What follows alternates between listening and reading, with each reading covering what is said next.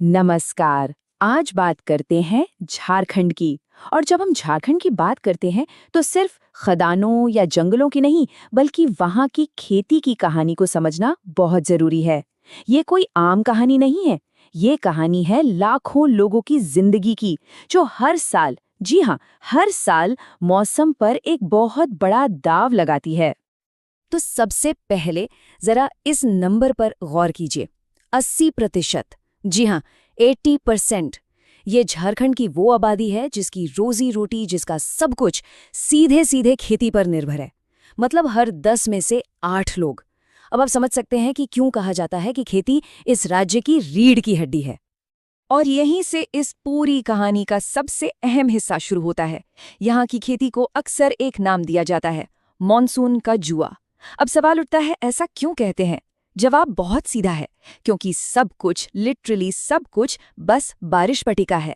Monsoon अच्छा हुआ तो समझिए फसल लहलहा उठी, और अगर मॉनसून ने दगा दे दिया तो बस सब कुछ दांव पर लग जाता है।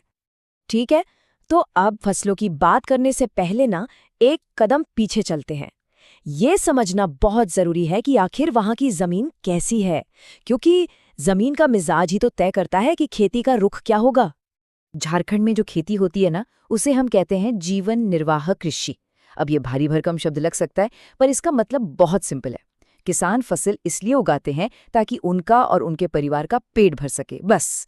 यहाँ खेती कोई बड़ा बिजनेस नहीं है। यहाँ खेती अपने अस्तित्व को बचाने की एक लड़ाई है। अब जरा इन आंकड़ों को देखिए, ये थोड़ा चौंकाने वाले हैं। झारखंड की जितनी भी कुल जमीन है ना, उसमें से सिर्फ 23% ही ऐसी है जिस पर खेती हो सकती है। और रुकिए, कहानी यही खत्म नहीं होती। असल में जो खेती होती है वो तो इससे भी कम, सिर्फ 13 से 15% जमीन पर ही हो पाती है। मतलब किसानों के पास संसाधन कितने सीमित हैं, ये तस्वीर बिल्कुल साफ हो जाती है।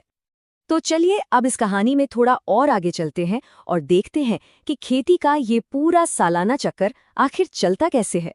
जैसा कि हमने कहा, यहाँ सब कुछ मौसम के इशारों पर नाचता है, तो जाहिर है खेती का कैलेंडर भी मौसम ही लिखता है। ये जो चार्ट है ना, ये पूरी कहानी को एक नज़र में बयां कर देता है। देखिए, कुल खेती का एक बहुत बड़ा हिस्सा यानी 78% सिर्फ एक ही फसल सीजन पर निर्भर है, खरीफ यानी मॉनसून की फसल।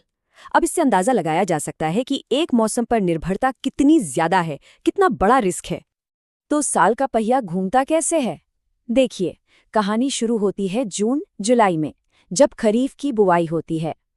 फिर सितंबर से दिसंबर तक इसकी कटाई चलती है।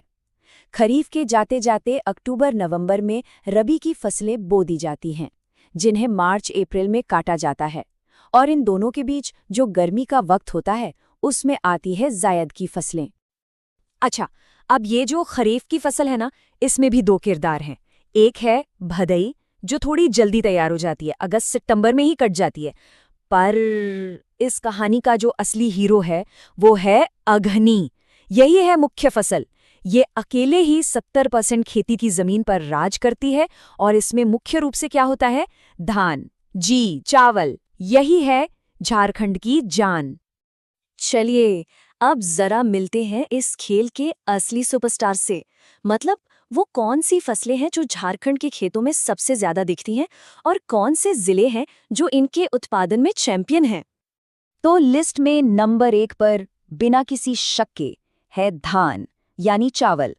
ये झारखंड की सबसे सबसे जरूरी फसल है, और इसका सबसे बड़ा उत्पादक है पश्चिमी सिंहभूम जिला।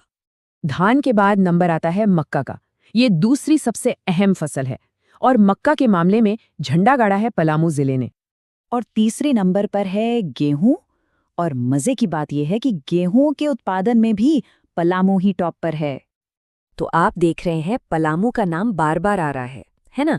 इसकी एक वजह है। ये जिला सिर्फ मक्का और गेहूं का ही बादशाह नहीं है, बल्कि जब दालों और तिलहनों की बात आती है तब भी इसी का दबदबा है। इसीलिए तो इसे झारखंड का दालों और तिलहनों का कटोरा भी कहा जाता है। ये नाम बिल्कुल फिट बैठता है। चलिए, अब आपको एक बहुत ही दिलचस्प चीज बताते हैं। ये एक तरह का लोकल सीक्रेट है। झारखंड में किसान अपनी जमीन को किसी साइंटिस्ट की तरह नहीं, बल्कि अपने सदियों पुराने ज्ञान के हिसाब से बांटते हैं, और वो भी सिर्फ जमीन की ऊंचाई के आधार पर। तो यहाँ दो तरह की जमीन होती है, टाण और दोन। अब समझिए, टाण मतलब ऊंची जमीन। यहाँ पानी रुकता नहीं, बह जाता है, तो ये थोड़ी कम उपजाऊ होती है। इसलिए इस पर मक्का, दालें जैसी फसलें लगाते हैं जिन्हें कम पानी चाहिए। और दूसरी तरफ है दोन। ये नीची जमीन होती है जहां बारिश का सारा पानी आकर जमा हो जाता है। इससे ये बहुत उपजाऊ हो जाती है और धान की खेती के लिए एकदम परफेक्ट। ये कितना कमाल का सिस्टम है ना? तो हमने जमीन की बात की, मौसम का खेल समझा और फसलों के बारे में भी जाना। लेकिन इन सब के बीच में जो इंसान है, जो किसान है, उसकी जिंदगी पर इन सब चीजों का क्या असर पड़ता है? चलिए अब जरा इस जमीनी हकीकत को और करीब से देखते हैं। ये एक नंबर शायद पूरी कहानी का सार बता देता है। झारखंड में ज्यादातर किसानों के पास 1 हेक्टेयर से भी कम जमीन है। जरा सोचिए, एक तो जमीन का इतना छोटा सा टुकड़ा और उस पर भी खेती पूरी तरह से मॉनसून के भरोसे, एक जुए की तरह। तो आप समझ सकते हैं कि चुनौती कितनी बड़ी होगी। और यहीं पर ये पूरी बातचीत हमें एक बहुत बड़े सवाल पर लाकर छोड़ देती है। जब किसी राज्य की 80% आबादी की जिंदगी और रोजी रोटी इसी जुए पर टिकी हो, तो फिर उसका भविष्य क्या है? ये एक ऐसा सवाल है जिस पर हम सबको सोचने की जरूरत है।